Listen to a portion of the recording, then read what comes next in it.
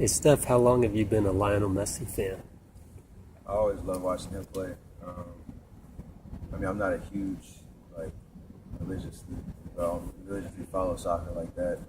I watch the World Cup and stuff like that, but when I check in on it and watch highlights and stuff, yeah, obviously you know what he's up to, and see some of the crazy stuff he can do with his footwork and ball skills and all that kind of stuff. So,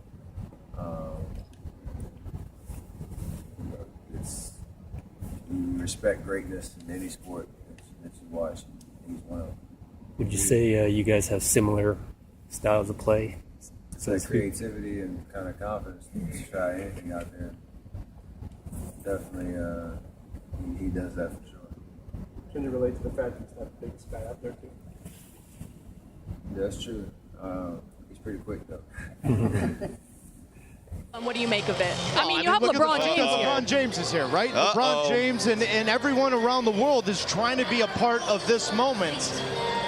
But imagine if Apple TV wasn't part of this program. 107 countries aren't. Went over, got a big hug from LeBron James, sitting, by the way, right next to him, basically, on the bench. But Drake Hollander said, look, this is the time right now in this game to demand more of... Messi is massive for the MLS. It's the biggest moment in the history of the franchise.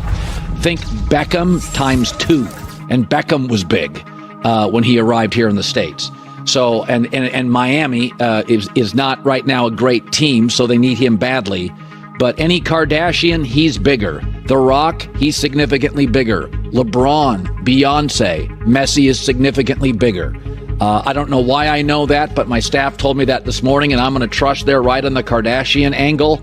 But this is a remarkable moment as sports is getting global and the NBA is being furnished with more remarkable international players.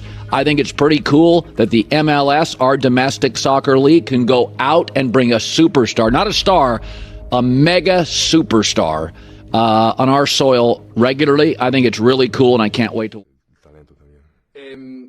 ¿Cuál es la siguiente pasión para ti? Te digo, cuando mucho tiempo va, Barcelona venía a Los Ángeles. Ronaldinho fue un amigo mío. Estaba ahí hablando con Ronaldinho y Ronaldinho me dice, Kobe, mira, te voy a presentar el juego que va a ser el mejor juego de todos los tiempos. ¿Tú qué? Tú eres el mejor jugador. Él me dice, no, esto aquí va a ser el mejor. Fui Lionel Messi, tenía solamente 17 años. Chiquito, además. Chiquito. Y la carrera que ha tenido ahora corresponde con el liderazgo y lo que te dijo Ronaldinho también, además.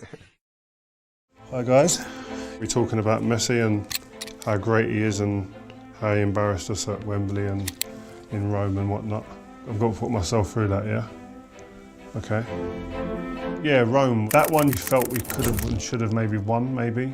When Messi scores the header. In the Premier League against some players, or even the Champions League against some players, no disrespect, I'd gamble on their lack of ability to be able to get the ball past me. I'd done that in the Champions League final, and the problem was the person on the ball was Xavi. And you got to know your players, you know you're dealing with. And then he put it on sixpence for Messi, who scored an outrageous header, really. He hasn't scored many of them in his career, but he's done it in the big moment, and that separates the good from the great. We'd played against him before, and we'd locked him down. But this was a different Messi.